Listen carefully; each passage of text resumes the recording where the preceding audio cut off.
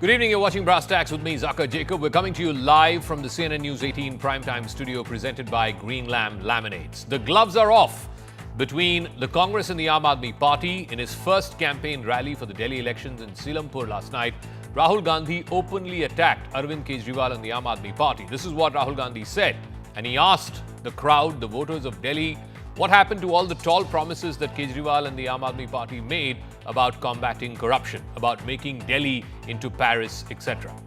Basically, Rahul Gandhi said to the voters in Selampur who were there at his campaign that according to him, there is basically no difference between Mr. Kejriwal and Mr. Modi.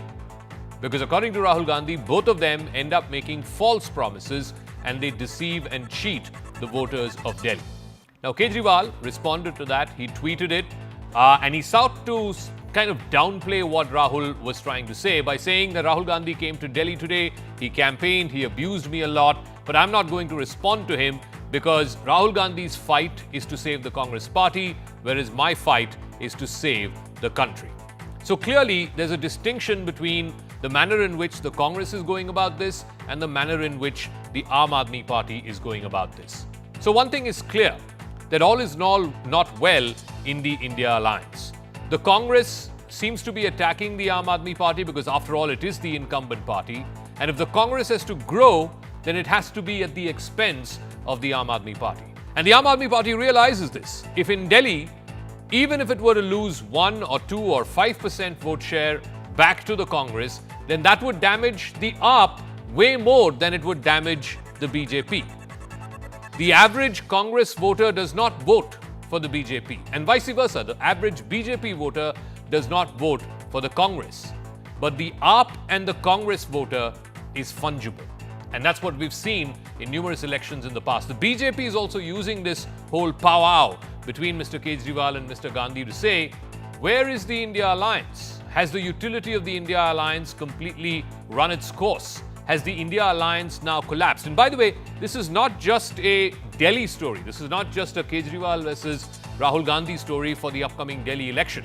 Mr. Sharad Pawar, the grand old man of Maharashtra politics, for example, today said that his party, the NCP Sharad Pawar SP, will decide and will most likely go solo in the upcoming municipal corporation elections in Mumbai as well as other urban bodies in Maharashtra.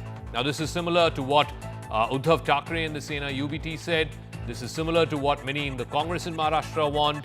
So clearly something is up with the India alliance. Now, is it the fact that this was an alliance that came together for one election, the 2024 general election? It had one singular purpose, and that was to defeat Modi and the BJP. Yes, they were not very successful in defeating the BJP or Mr. Modi, but certainly they reduced the BJP and the NDA's majority. So, is the India alliance now all but dead on paper? Has its utility now gone well past its sell-by date? We'll try and analyze all of that with a full-fledged political panel. But first, the story of Mr. Gandhi's first campaign for the Delhi elections and how that has set a cat amongst the pigeons.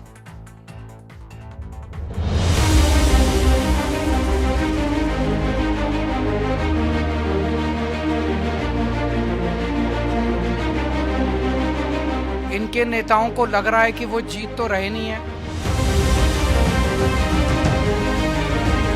Kejriwal ji ने बहुत बड़ा प्रचार किया, दिल्ली को मैं साफ कर दूंगा, भ्रष्टाचार मिटा दूंगा। अब आप बताइए, दिल्ली में अरविंद केजरीवाल जी ने भ्रष्टाचार मिटाया क्या? मिट गया।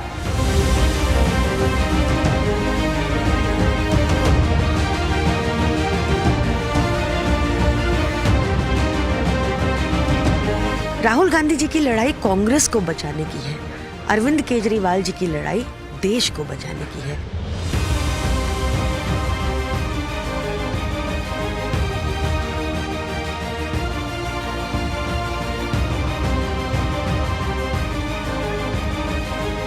जहाँ तक वहाँ जैसी की बात है, तो हमारे साथियों के लिए कहना है कि एक सोशल निरीक्षण चुनाव के लिए सामना कर सकते हैं, तो सोचना चाहिए। वाह राहुल गांधी जी, आप आज केजरीवाल पर और आम आदमी पार्टी पर हमला कर रहे हैं, पर आप तो छोटे मियाँ और बड़े मियाँ हैं। दोनों की हरकतें और दोनों का वोट बैंक तो एक ही है।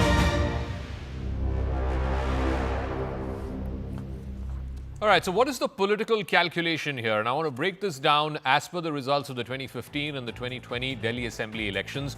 Why are Congress and Aam Aadmi Party having a go at each other? Now, if you look at the 2015 Assembly elections in Delhi, and that's the first time the Aam Aadmi Party got a full majority, it had a whopping vote share. It had 54.6% vote share. It had 67 out of the 70 MLAs in the 2015 Assembly. Now, the Congress, on the other hand, it had a decent vote share. It had an almost 10% vote share. It's not a small thing. It's about 1 in 10 voters. That would roughly translate to about 10 lakh voters or so who voted for the Congress in the 2015 election. But the vote share to seat share conversion did not happen because it was a multilateral fight. It was a multi-cornered fight. It was a 3 or 4 party fight at that time. Therefore, the Congress got 0 MLAs. But the vote share was not bad. It was 9.7%, but 0 MLAs. 5 years after that, the Congress's vote share collapsed from 9.7 or 10% in double digits. It came down to just 4.2%, less than 5%. So there's been a 5% fall in the Congress's vote share between 2015 and 2020. MLAs, 0. In both elections, it failed to open its account in terms of the MLA count. The Aam Aadmi Party's vote share fell a bit from 54.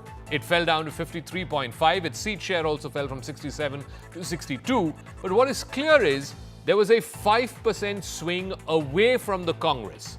And whenever a 5% or more vote share transfers away from the Congress, it goes to the Aam Aadmi Party because the average Congress voter is highly unlikely to vote for the BJP, and vice versa. The average BJP voter is highly unlikely to vote for the Congress. Whereas the AAP and the Congress voter, at least some segment of it, in this case between the 2015 and the 2020 elections, 5% of the Congress voter shifted to the Aam Aadmi Party. Now, why then is Rahul Gandhi going after Arvind Kejriwal? After all, they are India Alliance partners, albeit there is no India Alliance for this current local election. There was one for the election 6 months ago. Like I said, the vote bank is the same. What was the old Congress vote bank? It was the Jhuggi Chopadi voter, the slum cluster voter, the minority voter, the Dalit voter. This is the traditional base of the Congress party, which seems to have shifted, at least in the last 2 election cycles, almost en masse to the Aam Aadmi Party. These were voters who were once loyal to the Congress party. They have shifted to the AAP. If the Congress manages to revive even a fraction, even if it were to get back that 5% that it lost between 15 and 20, that 5% would translate to about 5 lakh extra voters. That 5 lakh extra voters may not give the Congress any great number of new additional MLAs. It may not open the Congress's MLA share or MLA account. But what it does is it takes away that 5% from the Aam Aadmi Party, and the Aam Aadmi Party realizes that that 5% could be the difference in a close election. It also helps the BJP if the Congress performs better in Delhi because it's a triangular contest, because it's taking away votes from the major incumbent party, which is the Aam Aadmi Party. It also splits the anti-BJP vote between 2 parties, between the AAP and the Congress, and therefore the BJP is hoping that whenever there is a split of the vote, of the opposition vote, that is always beneficial to the BJP. Now, let's try and put this to our guests. I'll also go to the magic wall through the course of this debate and explain which is this voter base or this voter segment that both parties are vying for, and why Rahul Gandhi is attacking Mr. Kejriwal and Mr. Kejriwal is hoping to downplay those attacks. Tuhin Sinha, National Spokesperson of the BJP, Ghanshyam Tiwari, National Spokesperson of the Samajwadi Party, Onika Malhotra, Spokesperson of the Congress is joining us, Preeti Sharma Menon, Spokesperson of the Aam Aadmi Party, and Rajat Sethi, political analyst, is also joining us. Preeti Sharma Menon, let me start with you first. Mr. Gandhi is, taken the gloves off. He's basically said, in as many words, that there is no difference between Mr. Kejriwal and Mr. Modi. They all make big promises, tall promises. Mr. Kejriwal said, I'll get rid of corruption, we'll make Delhi into Paris. Kya kuch kiya usne, unhone? That's the question he has asked. This is your alliance partner asking the question, ma'am. So firstly, the alliance was for the parliamentary election, and post the alliance, most of the alliance partners have contested against each other in various assembly elections. And we've always been against the Congress in Punjab. We contested separately in Haryana. In some cases, we did assist them, like we did in Maharashtra. We supported the MBA alliance. So assembly equations are definitely different from that of the parliamentary election. And but yet, I think the sympathies do usually carry on, like we supported them in Maharashtra, and many of the India Alliance partners have supported, Aam Aadmi Party have supported Arvind Kejriwal here in this election. The Trinamool Congress, Akhilesh Yadav ji, Sharad Pawar Sahab, Uddhav ji Thackeray, so many leaders of the India Alliance have expressed their support to Arvind Kejriwal, to the Aam Aadmi Party. It is unfortunate that Rahul Gandhi has taken this stance because today the problem that the nation is facing is that there is one state, Delhi, where delivery of welfare schemes has taken place. And if that is not allowed to continue, then everyone must come together and save it. But Congress has decided to take another route. But it's not so relevant in Delhi anymore. It's really not going to make a difference. Your own math, you were just quoting. Okay, you may say he's chosen to attack and so on. Point. But what about the questions he's asked? Mr. Kejriwal came to this thing saying, I'll get rid of corruption. Has he got rid of corruption? The crowd there says no. Isn't that a question worth answering? I think everyone who has their own captive crowd, like when BJP sits with their own captive crowd, they say all kinds of things against Arvind Kejriwal. Sometimes we are a Pakistani, sometimes we are a Hindu, sometimes we are, an Aptard, sometimes we are something else. So I think when anybody is sitting with their captive audience, they can make them say anything against anyone else. Okay. But the people of Delhi are with Arvind Kejriwal. If you look at any voter survey that is being taking place now, and you may have done some yourselves, you will see that we are strides ahead. You pointed out that in 2015 we were 54%. And when Congress lost 5%, we were still 53.5%. So the Congress's loss was not necessarily, something which is caused by us. It's not as if we went from 54% to 59% and that's why Congress lost 5% in the next election. So we really didn't take away that vote bank in the second election. Initially, yes, we swept the Congress vote bank, as you may call it. But I think today the fight is between the BJP and the Aam Aadmi Party. And what saddens me is the closeness of the Congress with the BJP, because they have taken a stand against the BJP in so many cases. But now we see that the Sandeep Dixit easily gets a meeting Mr. with Kejriwal also said this today, LG. that Congress is BJP's B team. What are you doing? Why is Mr. Gandhi attacking Aam Aadmi Party? At the end of the day, is the fight for one small state of Delhi with 70 seats, or is the fight for India? Because with what Mr. Gandhi has said, and what all spokespersons from different India Alliance partners seem to be suggesting, the India Alliance's purpose is now pretty much over. You should disband it. That's what Omar Abdullah said last week. The purpose of the India Alliance is over. Let's dismantle it now. That can be seen once the Vidhan Sabha elections are over. As rightly said, it was for the Lok Sabha elections. But here, Rakaji, I would like to point out that the Aam Aadmi Party is devoid of any vision or any kind of a progressive approach towards Delhi, and hence they're helter-skelter, and they're looking again to fall back on empathy, or maybe things like hame gali di jati hai, or that sympathy vote that they always want to create. But it's very hilarious to listen to them, and they say that we are supporting BJP. Well, why did they go to the godfather, the RSS? Why did they go and cry, foul cry to the RSS chief? They wrote a letter to him. I mean, this is the way they behave. This is the level of hypocrisy that they do in Delhi. Look, they might have got a pan-India or a national status, but they are not relevant pan-India.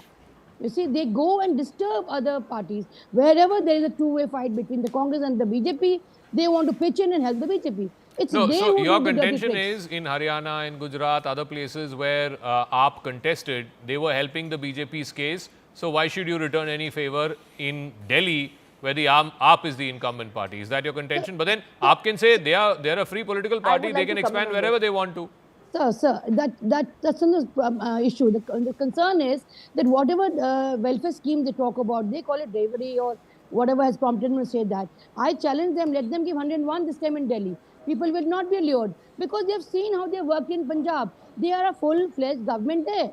You see, in Delhi, I understand the LG been planted by BJP, obstruction in the work, not allowed to do, and both fighting amongst each other, and the result, a devastating Delhi.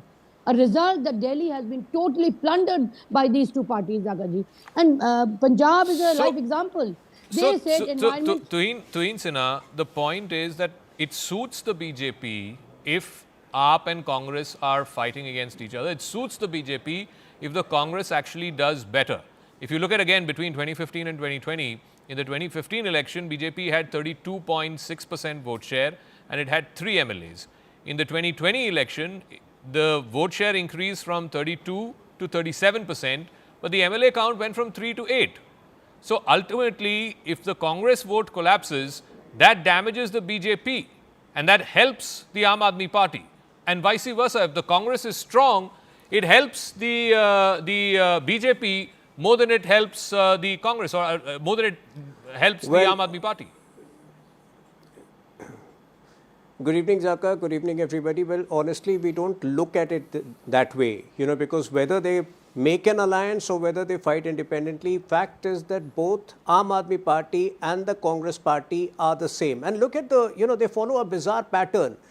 Not just these two parties, Aam Aadmi Party and the Congress Party, across the country, Indie alliance partners, first they try to desperately cobble up an alliance, an unnatural alliance, and when they are unable to do that, or when they face defeat like in Maharashtra, they start calling each other the B team of the BJP. So honestly, it makes no difference to us whether they are together, whether they are not together, because people perceive them as one and the same. And no, but when they were together in 2024 general election, your seat came from 303 to 240. So the purpose was achieved. No, those were different issues. Pan-India was a different issue altogether. They managed to successfully spread the canard that the constitution was in danger. That cannot happen again. In Delhi, let me put forth a very simple calculation for you. In Delhi, in the last 3 Lok Sabha elections, we have got more than 50%, way above 50% vote share, and we have managed all 7 seats. The only reason why Kejriwal was succeeding was because of the freebies pact factor. But today with the electrocution deaths, today with the waterlogging deaths, today with the quality of air, with the quality of water, people realize that those freebies come for a very heavy price and they are not going to trust Kejriwal anymore. So trust me, on this day, you can mark the date and the time. I'm telling you, the elections results will be very similar to the results you saw in Maharashtra. We are headed for a massive win on both of these parties, Congress and Aam Aadmi Party. There's a difference between the Maharashtra election and the Delhi election. Maharashtra was a fight between 2 alliances. And there were 6 parties. Usually there are 4, but this was the election that you had 6 parties, and it was essentially a bilateral fight or a bipolar fight, in the sense that you are either voting for Mahayuti or you are voting for Mahavikas Aghadi. It was a straight choice before the people of Maharashtra. I don't think the smaller parties really played that much of a role. Whereas in Delhi, it is a triangular fight, or at least the BJP is hoping it will be a triangular fight, because a stronger Congress means a weaker Aam Aadmi Party. Congress is not in the picture, but as far as we are concerned. Okay. As far as we are concerned, Congress is not in the picture. Congress might at best win 1 or 2 seats. The Congress is not in the picture at all. It's a straight fight, and the BJP is way ahead of. Let me ask Ghanshyam. Ghanshyam, the fact of the matter is that, forget about Delhi for a moment. I think Preeti or someone earlier said that, look at all the other India Alliance partners, Mr. Akhilesh Yadav, your leader, Mr. Uddhav Thackeray, Mr. Sharad Pawar, Ms. Mamata Banerjee, all very important members of the India Alliance are supporting AAP and not Congress for the Delhi elections. Again, one could ask the rationale for, what is the rationale for doing that? Because at the end of the day, let's be very clear about it. If there's no Congress, there is no India Alliance. Congress is the fulcrum of the India Alliance, whether you like it or not, at least in a national picture. Congress has 99 seats. The other parties put together may not add up to 99 seats. Point is that, has this experiment ended? Has this experiment, which for whatever reason you came together in 2024 summer in the general election, that purpose has now been outlived? Good evening, Zaka, to you, the viewers, and the fellow co-panelists. There are 3 things that are important. One is that, almost as a matter of fact, no one anywhere in India believes that the Batenge party can deliver on jobs, can deliver on harmony, can deliver on anything related to people's right, upliftment of the poor, backwards Dalits, or the minorities, or the women. The Batenge party's track record is Batenge. That's their mantra. In contrast, India Alliance has stood for constitution in national elections. I do not think that any alliance can fit every poll that is happening across the country. There are polls at a city level, there are polls at a state level, and polls at the national level. The India Alliance delivered against the Batenge party in the national elections, and it will continue to deliver on the national issues. Just like BJP was out of wits, unable to hide itself in the parliament session, winter session, and kept disrupting the parliament, in spite of being in majority in the parliament. The Prime Minister was barely present. If the common enemy is the Batenge party, as you say, why aren't both India Alliance partners attacking the Batenge party? They're instead attacking each other. That's where the problem is. You're right. As I said, that no alliance can fit every election. Only a dictatorial alliance like NDA can fit every election, where no party has any voice except the BJP. As far as India Alliance is concerned, I urge your viewers that to look at an alliance and say that the India Alliance will fit into a state election, a municipal election, as well as a national election is the wrong viewpoint. The right viewpoint, in my view, is that does the parties that are coming for your vote in Delhi, are they speaking about governance? Are they speaking about the things that matter to you, or are they talking about Batenge Katenge? That is the choice people have to make. Okay. Whether Congress is better than AAP or not, it is people who will decide. Aam Aadmi Party has a model. It has delivered on that particular model. It has a strong leadership for Delhi. So people have a very clear way to think about it. Okay, so let me ask Rajat Sethi that, all of these data points, vote share, all of this ultimately does not matter to the average voter of Delhi. The average voter of Delhi is going to make that calculation. Is my life better off than it was in the last 5 years? If it is, then I vote for the incumbent. If it is not, I vote against the incumbent.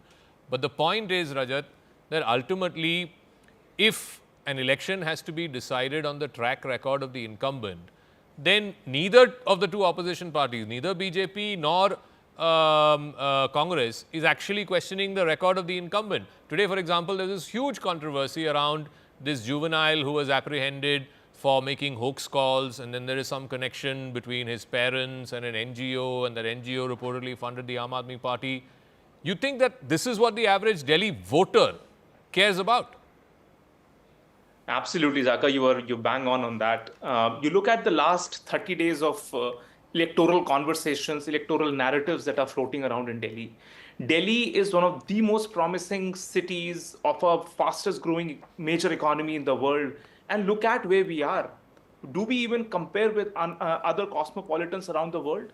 The kind of issues that are being deliberated upon there, the kind of forward-looking thinking that is there in most of these cities, where does Delhi stand? Look at even within the country. Delhi is now considerably lagging behind Hyderabad, Bangalore, Mumbai, pick any other cosmopolitan city. And here you have a fully functional government which apparently has a lot of political capital with them, and they could have walked that extra mile, because remember, Kejriwal brought something special to the table which the incumbent parties were not doing. He was bringing a technocratic mind and a policy-centric approach to the table. But over the past 5 years, all that the Delhi people have got is drama and after drama, nothing more than that. And most of the discussions and deliberations aren't about those technocratic interventions. It has now boiled down to this, look at the holdings in Delhi. He is saying, are you going to choose the Gali Galoch party? What kind of words is he bringing to the table? He was an IIT, and he was my senior from IIT Kharagpur. We expected something from him, something different from what the usual parties were doing. But he has actually, with a double speed, fallen onto the slippery slope. And we now see that Delhi is headed towards this embarrassing contest between parties. And look at what Congress and Aam Aadmi Party, they are both heading towards a mutually assured destruction path. This path is mutually assured because Congress is stung ever since 2013 and their losses since that time. And look at in Haryana, Punjab, Himachal Pradesh, Uttarakhand, in all of these northern states, Aam Aadmi Party and Congress are head-on colliding with each other. There are no common grounds. There is no common principles or agenda that they can fall up to. And only attacking BJP cannot be your core thesis around which you glue everything together. I think they are also stung because of Haryana. Look at Haryana. Aam Aadmi got barely 2% vote, but enough to completely dent Congress party in an otherwise state where Congress could have ideally won. I'll echo what Rajat has been saying. In Delhi as well. I'll echo what Rajat has been saying. Look at the air. The pollution problem has not been fixed. Now, you can go around in circles about who's responsible, has centre done, has Delhi state government done. We were told when AAP comes to power in Punjab, they will make sure that the farmers stop stubble burning. It still continues. So the air is a problem, not been fixed. The water, regularly we can see frothing on the Yamuna. In the summer months, there is massive water shortage. That again, could it have been fixed? The answer is it's not been fixed. Look at the landfills. I mean, today the amount of garbage, open garbage, that you see in the city of Delhi. Again, I'm not saying, one state government over central government, whatever it is. Fact is that the problem is still there, it's visible, it's not been solved. And Preeti Sharma Menon, ultimately, you have to account for that because you are the incumbent party. Absolutely. I think we have to account for the work that we have done and the work that we have to do. And that's what we are contesting this election on. Somebody mentioned repeatedly that, the AAP and the Congress against each other. The AAP has no fight with the Congress. We are not even discussing the Congress. In fact, even in Haryana when we contested, we did not contest against the Congress or even mention them during our campaign. We are contesting against what the BJP is doing in Delhi. We are contesting against the voter manipulation that's happening.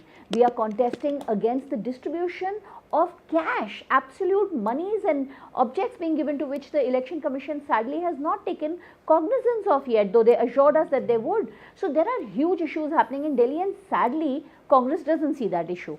I mean, they did not think it necessary to comment on the voter manipulation when we've proved it. BJP MPs from their official residences have put in applications for 25, 26, 30, 32 voters from single residences.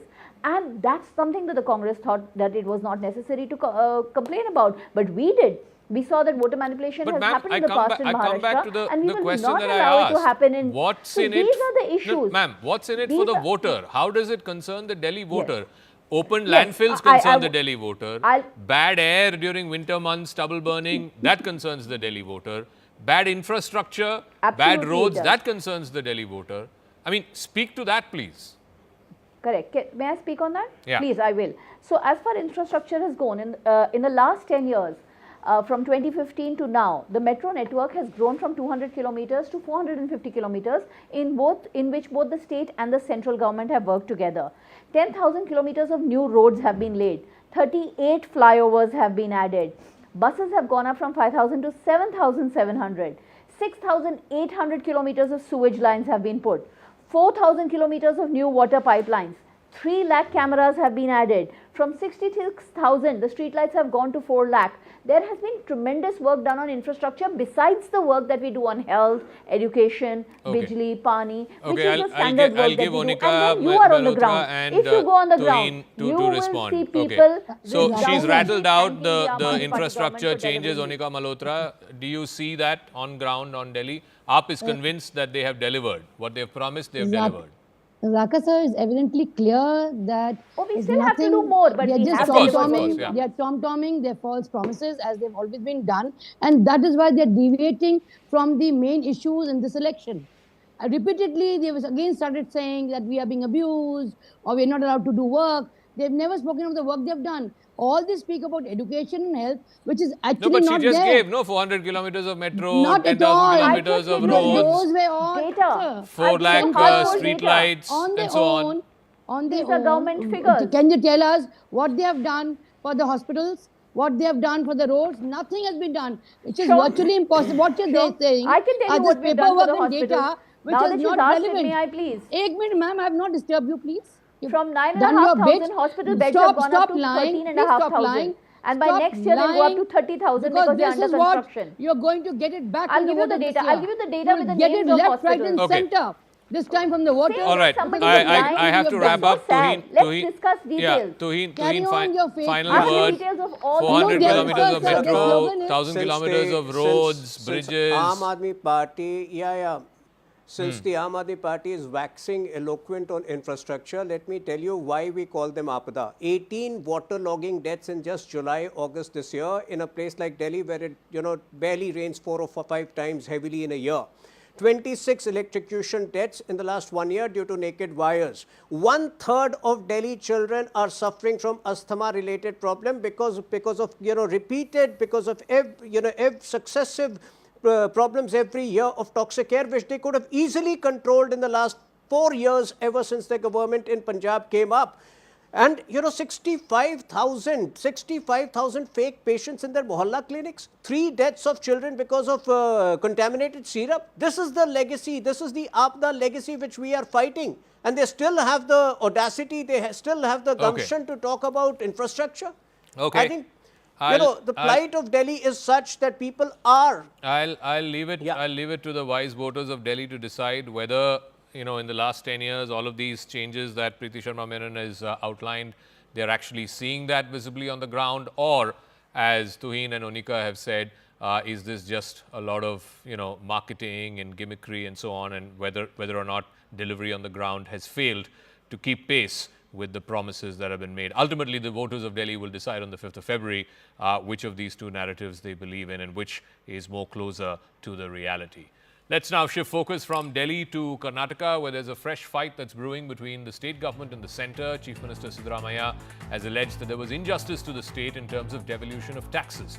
The Chief Minister says that this year, 6,300 crore returns in tax devolution is what the state is getting from the centre as part of the devolution formula. He claims that this is a drop from previous installments. The Chief Minister has given a call to Kannadigas cutting across caste, religion and politics to rise against this discrimination, as he puts it. Meanwhile, the BJP is demanding that the state government release a white paper on the funds released to Karnataka. But it's not the centre that decides which state gets what share. It's the Finance Commission, which is a quasi-judicial body. So then, is the Karnataka Chief Minister's charge of bias by the centre and discrimination against his state and other southern states a valid point to make?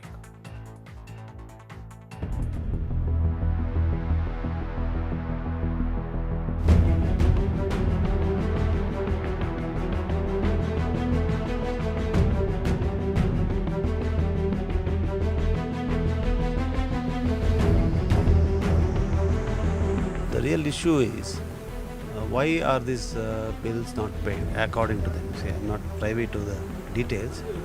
Is the important question that you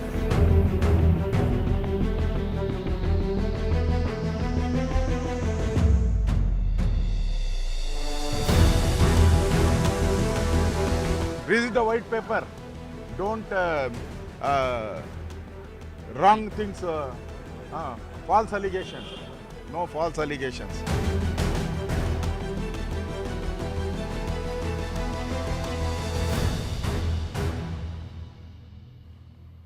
All right, before we go into our debate, and we'll have a face-off straight up between the BJP and the Congress, I just want to bring you up to speed with this whole business of tax devolution. Now, how does this whole thing work? Now, you pay taxes. You pay both income tax, which is a central tax, and now GST, which is also a central tax, which all goes into what is called the Consolidated Fund of India. So this devolution is basically distribution of the tax revenues between the centre and the states, because after all, taxes that are collected from the states also go into this central kitty.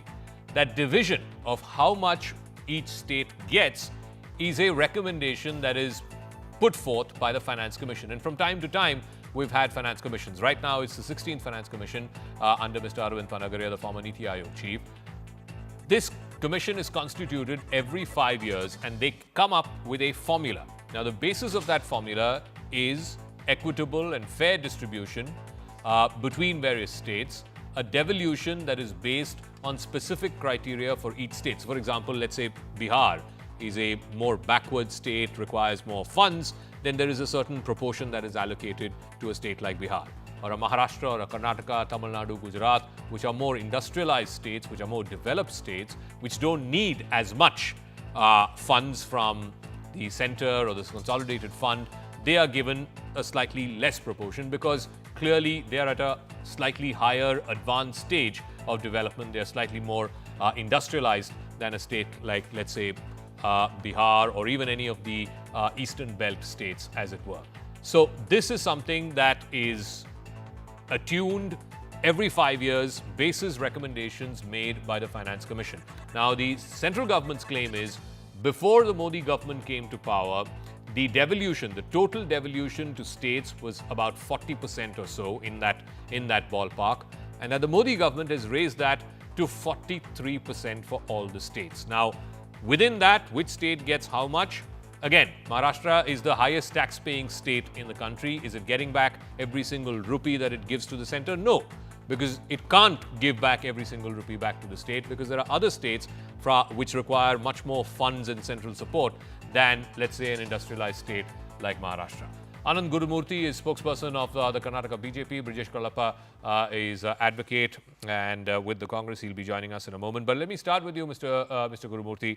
The contention that has been made by the Chief Minister is a mere 6,300 crores have been allocated to the state. The state paid 1,73,000 crores as its share of taxes, both direct and indirect taxes. He says that Karnataka is the second highest state in the country for GST collection after Maharashtra, but its share, its contribution back to the state from the central kitty, from the consolidated fund, has been decreasing year by year. This is the contention of the Chief Minister. Please respond. See, basically, the Chief Minister is trying to mix up data and give a post to the people that he is managing the fiscal policy properly. Actually, it is his governance that is bad. He is not managing the fiscal policy as it was, and he has changed certain things. Certain things has changed after he became the Chief Minister. The freebies that were given were not calculated ahead. So because of that, he's not able to pay people now, whatever promises they made, poll promises to win the elections.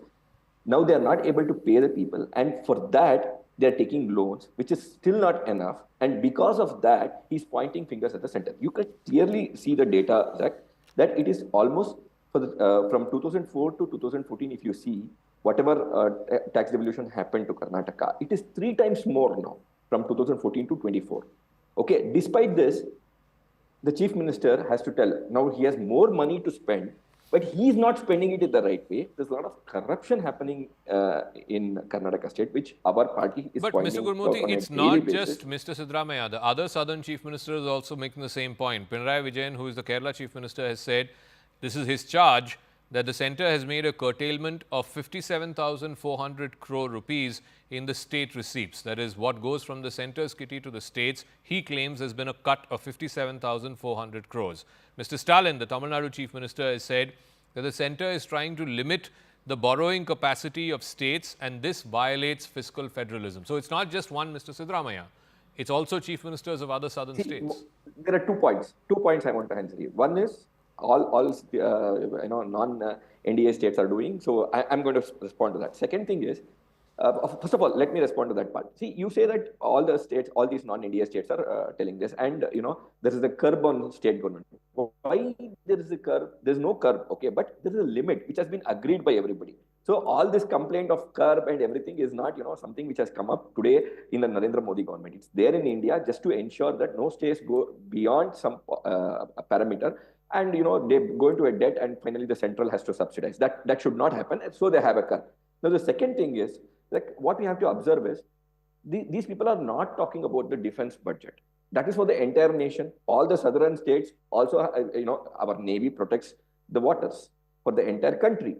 Our army protects the land everywhere. There is air force. All these expenses are also not taken as a state kitty. It is something which the central manages with the fund with which it has. Other than that, the farmers get every 3 months once they get a subsidy from the government. Then there is urea subsidy. Then there are a lot of schemes, Ujjwala scheme, so many education related schemes, RTE, all these things get subsidized from the central government. So where is the fund coming from? All this is coming from the central kitty, and it is going to the states. So these people are trying to confuse people with wrong data. That's what I told in my first statement. All these people, whether it is Mr. Stalin or Siddaramaiah, they are having a very corrupt running government. They are not only spending it on the wrong things, they are also doing a lot of corruption while doing that, and also not managing their fiscal policy properly, and then pointing fingers at center whenever they want to borrow more. So the contention by the BJP is that all of these freebies that have been promised, some estimates for all the freebies that need to be met by the Karnataka government, the 5 guarantees as they call it, you require somewhere in excess of 50,000 crores. Now, the state's contention is that, look, BJP is also making freebies. For example, in Maharashtra, recently the elections that concluded, the biggest game changer scheme was Ladki Band. And Ladki Band costs, as per the last estimate, 43,000 crores to the exchequer. So it's not like you are setting any different an example. Your BJP-led state governments are also giving similar so-called reveries and guarantees and freebies. No. Let's not just call it revedy or guarantee or something like this. See, I have 100 rupees. If I'm giving 50 rupees, if I say I'll give 50 rupees for some guarantee scheme or something which will help the poor, this is very good, no, Zach. Whether it is BJP or Congress, everybody has to do it. But without calculating, if I say I have 100 rupees, I'll give you 200 rupees in guarantee, and then win an election and come, and then do not implement the schemes, and then, point fingers at somebody else who is not responsible for it. Is it called a responsible CM's behavior? So, Brijesh Kalapa is also joining us. Brijesh Kalapa, so you had the BJP spokesperson as you were joining us a little late. His contention is that, this whole thing about, the state gets only a measly sum of what it collects in terms of GST is a wrong comparison, because there are central requirements that have to be taken care of. For example, the defense budget. It takes care of all states and the Union of India. We are allocating something like, I think, 3% of GDP or 4% of GDP for the defense budget. These are all these central schemes that are there, whether it is the PDS system, whether it is the Kisan Samman Nidhi. There's no discrimination between a farmer getting 6,000 rupees in Maharashtra or a farmer in Karnataka getting 6,000 rupees. So it's a false equivalence that the Chief Minister is trying to draw when he says that we are giving 1,70,000 crores as GST that's being collected from Karnataka, but we are only getting a pittance of that in return. No, I think it begs the question, what is the contribution of Karnataka as far as GST is concerned, and how much are we getting in return? I think that itself will tell you that there is a stark contrast in what our contribution is. To the best of my information, for every rupee we give, we get only 16 paise back, right? And this is true of every state in the south of India. But insofar as Karnataka is concerned, there is the issue of the 15th Finance Commission, in which there was a straight face, threadbare. There was an analysis in which it was proven that there was a shortfall in terms of what Karnataka should have received and what it actually had received.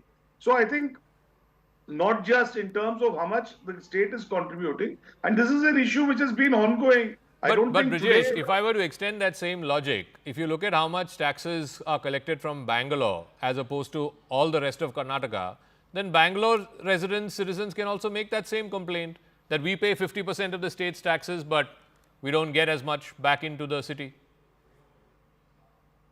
You see, the thing is, Zaka, that as far as the spending is concerned, you'll have to accept that Bangalore receives the maximum spending as far as the budget of Karnataka is concerned. So naturally you have the best of facilities here. So if somebody is performing well, right, there might be some minor differences in terms of the allocations, but there is no gainsaying in saying that, look, we are going to get all the money from Bangalore, but we are going to treat it just as we treat any other city or district. So the point is, if we are contributing so much, right, we have to, I think every state has to ask for its rightful share, and Karnataka is asking for its rightful share. But the point is, why is the Karnataka BJP opposing this?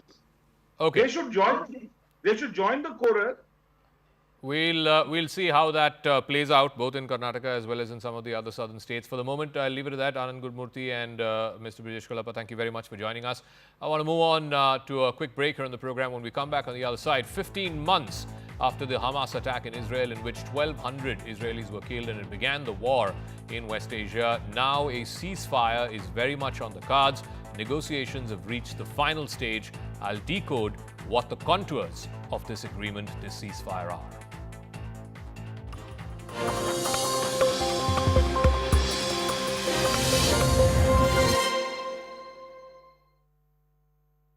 Co-powered by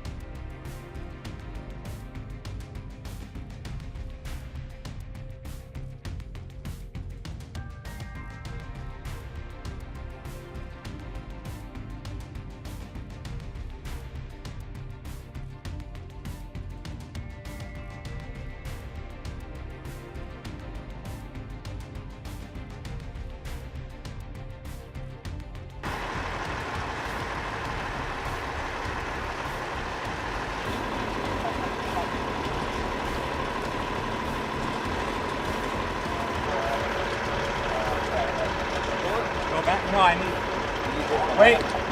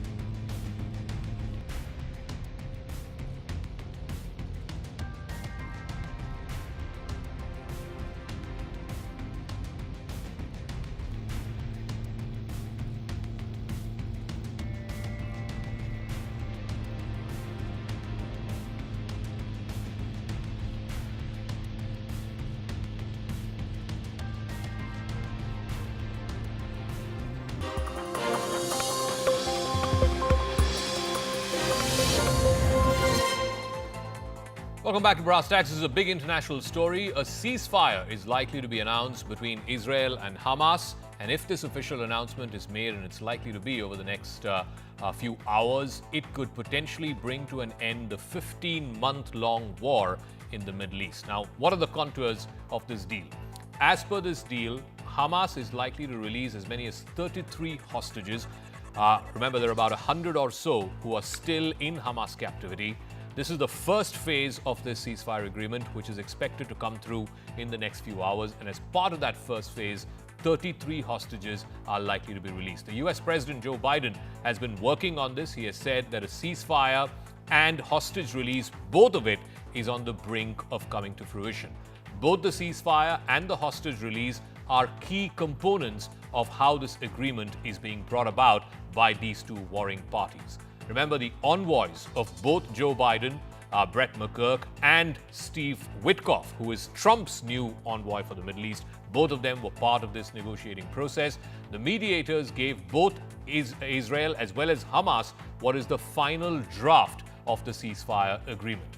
Now, both parties have to sign off on this. Hamas has put out a statement saying that they are willing to give in principle agreement to this ceasefire agreement. And Israel, of course, has to consult its cabinet and give its assent of approval. Now, this breakthrough, remember, there have been multiple rounds of talks brokered by Qatar, Egypt, the United States. In fact, this latest round of talks was also held in Doha, the capital of Qatar. The Prime Minister of Qatar was one of the significant mediators in this round of talks. Israel and Hamas have both managed to get a final draft of this deal. It now has to be vetted by both the ruling council of Hamas as well as, of course, the Israeli government and the Israeli cabinet. Joe Biden has said that the deal would free the hostages, and that has been a singular sticking point as far as Israel is concerned. Netanyahu has said that no ceasefire deal will involve not releasing any of the hostages. So that is one significant part of this ceasefire deal. It will also halt the fighting. Now, we don't know whether it's going to be a permanent halt to the fighting or whether it's going to be a temporary ceasefire. And also, it will involve security guarantees to Israel to try and avoid the kind of incident that we saw on the 7th of October. The US president has also said that the deal will basically allow America to provide humanitarian aid, further humanitarian aid to Palestinians in Gaza. The draft text for this ceasefire and the release of the hostages was presented by the Prime Minister of Qatar to both the sides, Israel as well as Hamas, in the final round of talks that happened in Doha. In fact, another round of talks are happening right now, even as we speak. Israeli officials have said that negotiations were also at an advanced stage to release up to 33 hostages out of the almost 100 that are still in Hamas captivity. The Hamas delegation in Doha issued a statement saying that the talks were progressing well and that Hamas is giving, in principle, consent to this ceasefire deal. In fact, Biden's national security advisor Jake Sullivan has said that the negotiations were at a pivotal point. He also said that parties are right on the cusp of being able to close this deal. They're also wanting to close this deal before the 20th of January, which is when Trump will be installed into office. U.S. Secretary of State Antony Blinken has also said that both sides were closer than ever before to a deal to end this war and the hostage crisis. They want to ensure that the negotiations wrap up and a deal is signed off on before the 20th of January, which is when Donald Trump takes office. Now, there is reportedly progress which has been confirmed by all sides, by the Americans, the Egyptians, the Qataris, but all of them have stopped short of confirming that a final draft has been agreed upon. The United States, Qatar, Egypt have worked for more than a year now.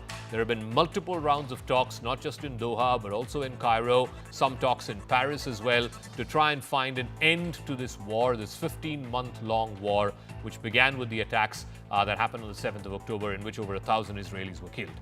Israeli media channels have also reported that government institutions have been told to prepare for the taking in of sick hostages. Remember, these hostages have been in Hamas captivity for the last year plus, close to 100 of them. A third of them are likely to be released as part of this hostage deal and this ceasefire that has been reportedly agreed upon. All right, fresh from his pouring of money and energy into helping Donald Trump win an election, he poured in something like $250 million into Donald Trump's re-election. The tech billionaire, the world's richest man, Elon Musk, is now training his sights on Europe. He has gone on an open attacking spree against governments in Britain, in Germany, in France, all of them center-left governments. This, of course, they have responded by saying that this is open interference by a foreign national, and that too by one of the close alliance partners of Europe in the United States and someone who has the ear of the incoming president. Musk has also endorsed the far-right Alternative for Germany, the AfD, which is a party with whom no party in Germany has wanted to do business with, get into a political alliance with. He's also openly called for the release of jailed anti-Islam extremist in the UK, Tommy Robinson. He's called British Prime Minister Keir Starmer an evil tyrant who should be put in prison. So the question is, why is one of America's closest allies and partners in Britain, in Germany, in France being targeted by a man who could virtually be the second in command in the incoming Trump administration? Is it also for Musk to try and secure his business interests in Europe? Elon Musk, the billionaire CEO of Tesla and SpaceX, has recently intensified his attacks on European politicians, particularly targeting leaders in countries like Germany, the UK, France, and Spain. His criticisms have sparked significant backlash from these governments, raising questions about foreign interference and whether or not he was doing this to advance his business interests.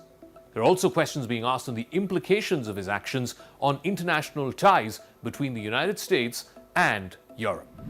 On Crux Decode, why does Musk hate Europe's current established political order so much? Is he trying to legitimize far-right parties from England to France to Germany? And in doing so, is he also trying to secure his business interests in Europe, where regulatory oversight is far more intense than it is in America? Elon Musk's recent foray into European politics has been marked by a series of provocative statements and criticism aimed at key leaders from England to Germany. In Germany, Musk has publicly insulted the Chancellor Olaf Scholz, calling him an incompetent fool and suggesting that only the far-right political party, the AfD, the Alternative for Germany, can save the country. He even got the AfD leader, Alice Weidel, on an hour-long web chat, suddenly making her a popular figure outside of Germany. Germany goes to polls in the third week of February.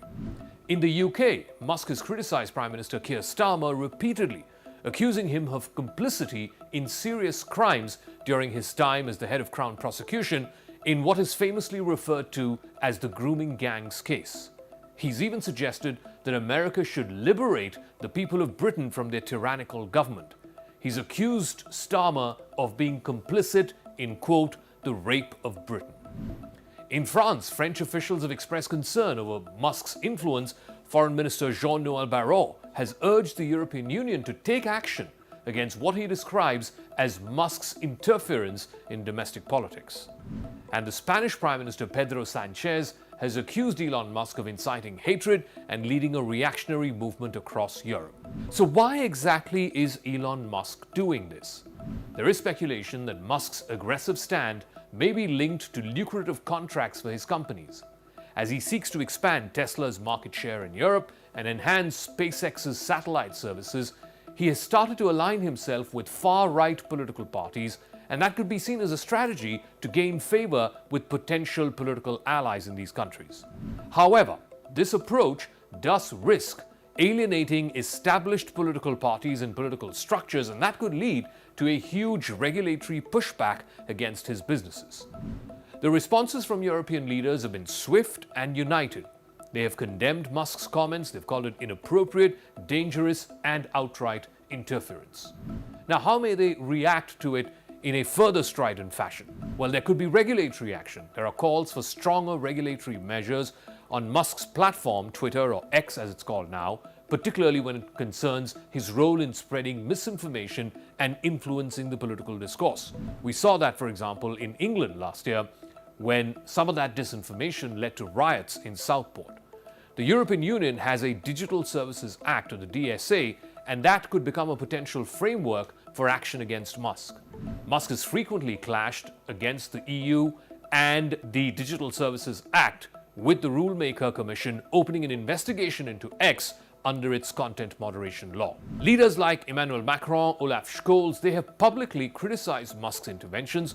Macron, in fact, warned against fostering a reactionary alliance in Europe, while at the same time Scholz advised against engaging with Musk in his provocations. Now, what this does is it makes it difficult for incoming President Donald Trump to deal with major European powers on an even keel when his closest confidant seems to have cured the pitch to such a degree. Musk's actions also raise significant questions about foreign interference in domestic politics. Musk is a naturalized American citizen who was born in South Africa.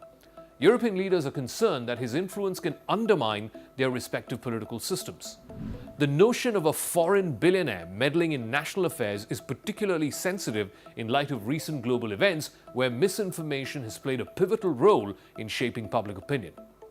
So it's far from clear what exactly Musk's motivations may be in trashing relations with core US allies, whether it's England, France, Germany, all of whom are part of the G7 nations. Musk's interventions have caused predictable outrage mixed with bewilderment. Governments and opposition in all of these countries have been united in condemning Musk's tactics. But with few good options, his targets, particularly these European leaders and their governments, seem to be on the back foot for now. Green Lamb Laminates presents CNN News 18 Primetime Studio.